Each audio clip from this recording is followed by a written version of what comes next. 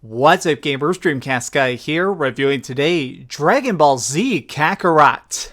Okay, I want to begin this video with a very obvious statement, which is just the fact that the last decade has been totally insane for Dragon Ball Z fans. We've gotten some new films that have been fantastic, a fresh anime, which was Dragon Ball Super, and some of the very best games ever, like Xenoverse and Fighter Z. But among all this, there has been something that's been missing. You see, back in the day, we would get a really wide range of games instead of just the typical stuff. Along with the cool fighters and the really cool giant stuff, we'd also get some RPGs. Things that were set in this universe that were really trying to do something different. They wanted to be wacky and fun and something that would kind of amuse you for tons and tons of hours. And finally, we have that back. Dragon Ball Z Kakarot is a full-blown RPG with leveling systems, crafting abilities, and tons of stuff to do, along with just being able to wander over pretty much every single square inch of the entire Dragon Ball Z world. It is genuinely impressive how much they managed to pack onto just one little disc, and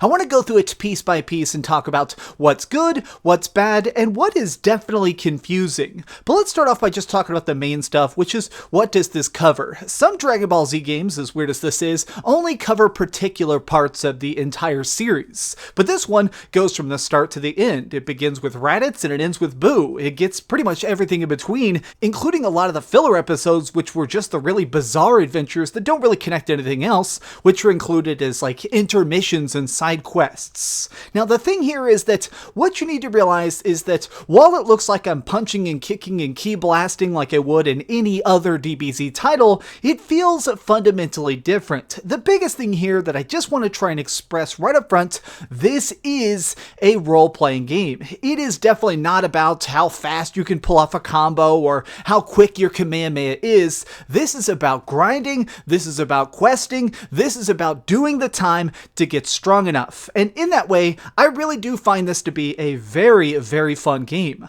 Let's really try and dig into the environments and stuff, what you're going to be doing to raise your power level. So in between the main quests, you're able to just wander around. You can even fast travel from different parts of the globe. And once you do this, you're able to kind of just freely roam anywhere you want. From little tiny ocean spots, you can go to very historic famous places from the TV show, or you can even just do things like try and find random characters. Now, as soon as you start trying to fly around, you're pretty quickly going to notice that this game is definitely not canon. While it does mostly stick to the classic plot that was in the anime, there are certain characters that aren't supposed to be here yet. And, well, some of these quests don't quite fit the timeline. But once you're able to get past that, it is a hilarious experience. Let's just show you a little bit about what you can do. So between quests, let's say I want to try and strengthen my character to go and face Vegeta. He's trying to take over the planet. This is a very pressing issue. Well, if I just tried to fight him head to head, I might lose. There are some different things I can do to try and fully charge myself up though. Like if I go fishing, I can get a bunch of animal meat, or perhaps I'll hunt down some dinosaurs and get that beefy butts. And then once I had that, I can go to a fire, combine it with the herbs and spices I've gathered from out in nature, and use it to make a perfect spicy dish. And once I've done this, it will dramatically boost my stats, giving me more experience, more energy power, and more of a chance to actually win. This is just for simple buffs though. Think about the other stuff you can do. There's actually lots of like robots that are wandering across the map that you can stop and just fight again and again to charge up your experience and hit more levels. Now, here is one thing about the game that is definitely a little bit strange, and I had trouble with it at times. All that matters in fights, for the most part, is who is higher level. If somebody is just like 3 or 4 levels above you, or 6, you can sometimes take them on if you fight smart, but really powerful fights, like if you accidentally stumble into somebody who's like 10 levels higher than you or 12 levels higher than you, it reduces the damage you deal. This means that even if you're playing as Goku and you're fully charged up and you're unleashing a giant Kamehameha, it might hit for 2 damage when the enemy has 200,000 health. It makes it where, unfortunately, there are these random level walls where you are forced to do side quests even if you're not particularly in the mood for it. But the good side is that, well, honestly, every single side quest is fun and gives a lot of experience points. Like, there's just all sorts of random ones where you can help, like, your little piggy buddy and try and help him find a missing friend. That might give you 20 or 100,000 experience points, boosting you up a full level and preparing you for that next fight.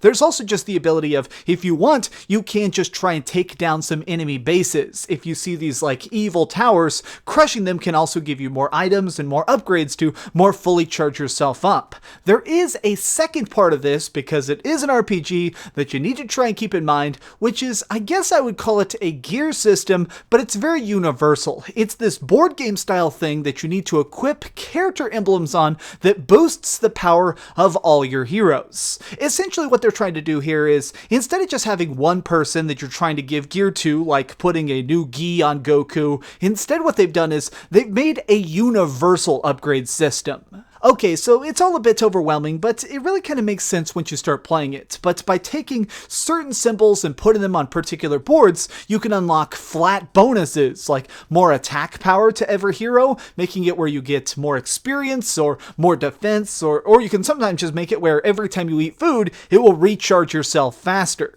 Since at its heart this is a hardcore RPG, you can't really ignore any of these systems. You actually have to try and go in here, learn it, test things out, and experiment with different combinations, because if you try and take on that next big boss, there is a 90% chance that you're going to get utterly pummeled. What I like about this though, and the reason I think that it's really kind of fun, is that it seems like a lot of role-playing games, they try and put boundaries in your path. They try and do things to slow you down or try and tell you what you can't do. Whereas I genuinely think that Kakarot, it tells you what you can do. It gives you a lot of different ways to get strong, and honestly, a lot of different ways to try and get past things that you may be stuck on. Like, something you could do is, if you're just going around and doing side quests to try and unlock more of these emblems, at the same time you may get millions and millions of dollars of cash. And then, by flying into town, you can just buy tons and tons of potions and just chug tons of energy drinks while fighting a boss and keep yourself at full health, basically buying your victory. Or if you're somebody who's a little bit more old school, perhaps what you want to do is do some simulation training, which allows you to go against like holographic foes from your past to unlock new special attacks that you can then separately level up and equip to make it where each specific fighter is a lot more efficient. There are a lot of different paths, but really all of them need to be explored. I like this game because I think that it just gives you a lot of different choices, and all of them feel like such an in-depth freaking thing of the Dragon Ball Z universe. But I do think that there is some really big downsides that I want to talk about. The main thing is that the camera at times in fights is unbearably bad, especially in the multi-foe fights. So in this game, most of the time it's one-on-one. It's you against one opponent, or if there are 2 or 3 people you're fighting, normally they're pretty weak. It's like, hey, here's some robots or something that you need to smash apart. But occasionally, it will have you and 2 other Dragon Ball Z fighters going against a slew of bad guys at once, and this is when the camera completely breaks down. Like here as a random example is a time where I was trying to fight the Cybermen, which are of course the minions of Vegeta. And while we're trying to do this, the Cybermen like to teleport very short distances, constantly clicking back and forth. Now, as I'm using the camera, I can select a specific opponent, but it is always going to be locked on. Since these people are teleporting back and forth, all 3 of them just perpetually spinning around me though, the camera is stuck ticking like a clock. It's just so jittery as it jumps back and forth that it's very disorienting. At times, I would actually just stop paying attention to what's on screen and instead just focus all my mental energy on my health bar. Am I able to cast my next attack? Am I able to go Super Saiyan? Am I able to try and take down the next fight?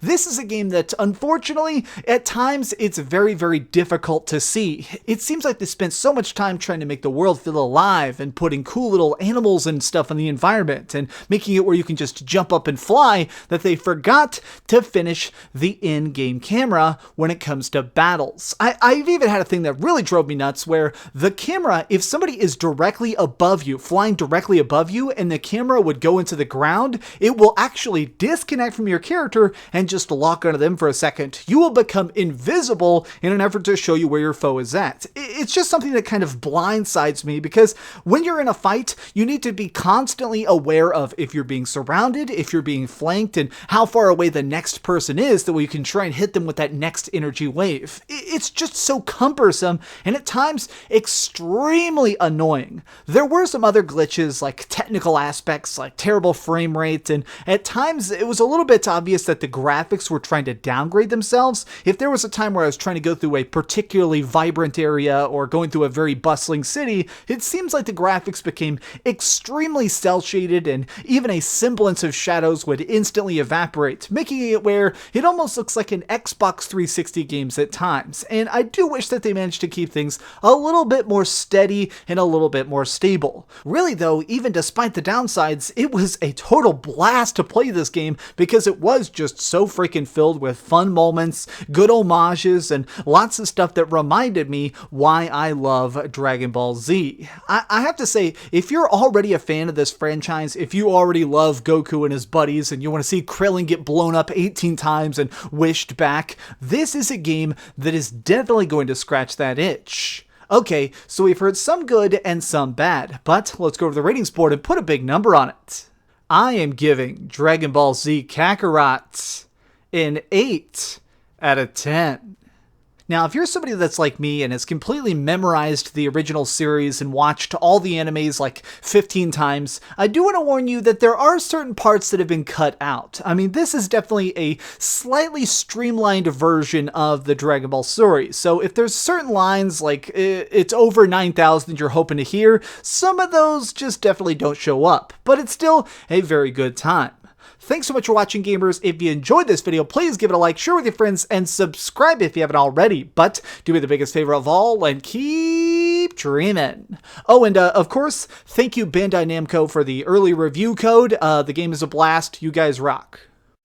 Thanks so much for watching that video. If you want to see something else, you can always click this link to see what I put up last, or, subscribe and see what's coming up next. Also, I promise that whatever I do, it'll try not to suck.